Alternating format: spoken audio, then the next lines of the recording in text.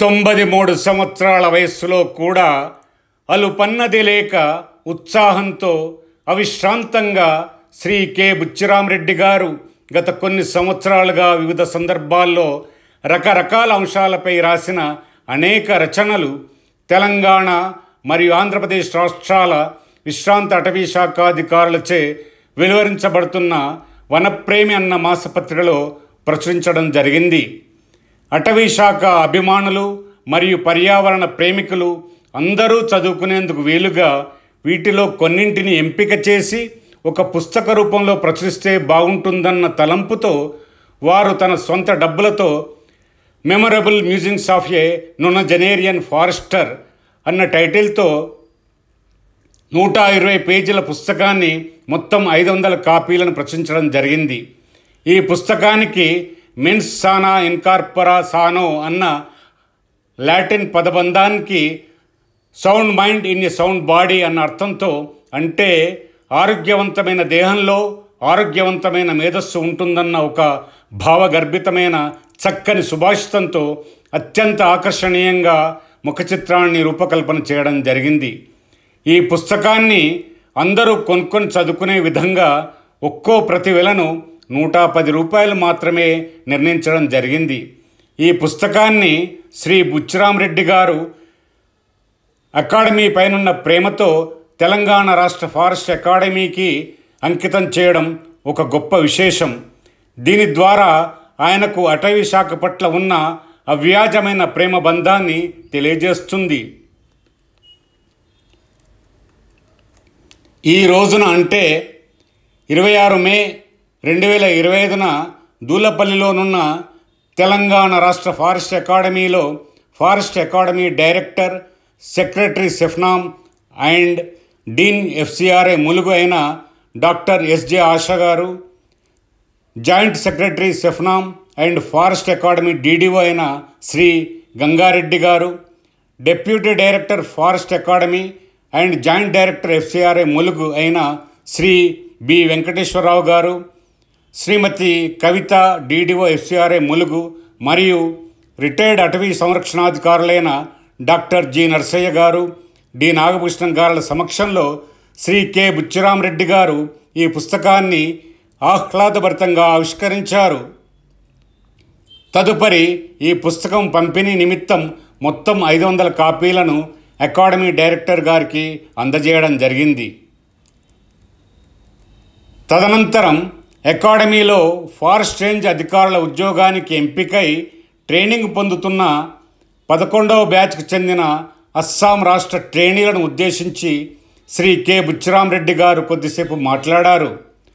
తాను మాట్లాడుతూ, మీలాగే నేను కూడా కోయంబత్తూర్ ఫారెస్ట్ కాలేజీలో 1954-56 సంవత్సరాల్లో రేంజ్ అధికారిగా ట్రైనింగ్ చేయడం జరిగింది.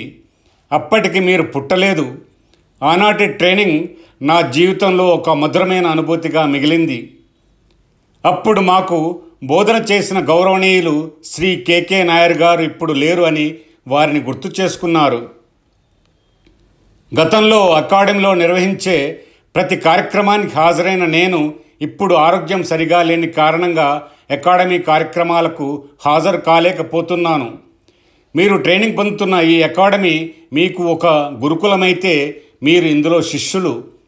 ట్రైనింగ్ ఇచ్చేవారు మీ గురువులు. వారు బోధించే విజ్ఞానాన్ని జాగ్రత్తగా ఆలకించి గురుభ్యోన్నమః అంటూ వారిని గౌరవించి మీ ఉద్యోగ నిర్వహణలో ఉత్తమమైన సేవలు అందించి మీ సత్తాను నిరూపించేలా మంచి పేరు తెచ్చుకోవాలని సూచించారు. ఈ రోజున మిమ్మల్ని అందరినీ కలవడం నాకు ఆనందాన్నిచ్చింది. భవిష్యత్తులో భగవంతుని అనుగ్రహం ఉంటే మళ్ళీ కలవాలని కోరికగా ఉందని చెబుతూ అందరికీ తన శుభాకాంక్షలు తెలియజేశారు. పిమ్మట శ్రీ కె బుచ్చిరామరెడ్డి గారికి అకాడమీ అధికారులందరూ ప్రేమపూర్వకంగా వీడ్కోలను ఇవ్వడం జరిగింది.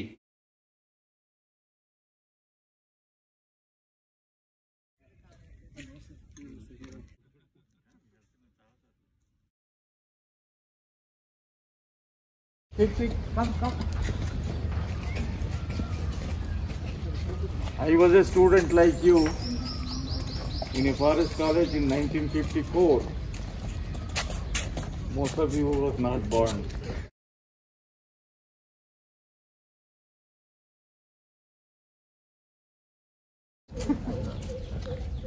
And 2 years of experience at Coimbatore was wonderful for me. I remember the college, I remember the instructor, Mr. Nair, who is no more. That was a very good idea.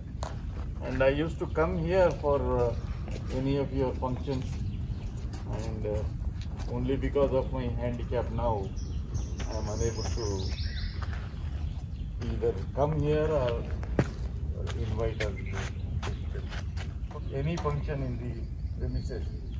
As I just told you, it was like a Gurukul, and you are all Sishyas, and the instructors are Gurus. Guru Bhyo Namaha karke usko, you must respect them, remember them, learn them from them, and then execute. Prove yourself as successful officers. I wish you all the best. Thank you, sir. And it's a great privilege. I am 93. All the best to you. Thank you, sir. Hoping to see you again if I am surviving. Okay, best of luck. Thank you, sir. Bye.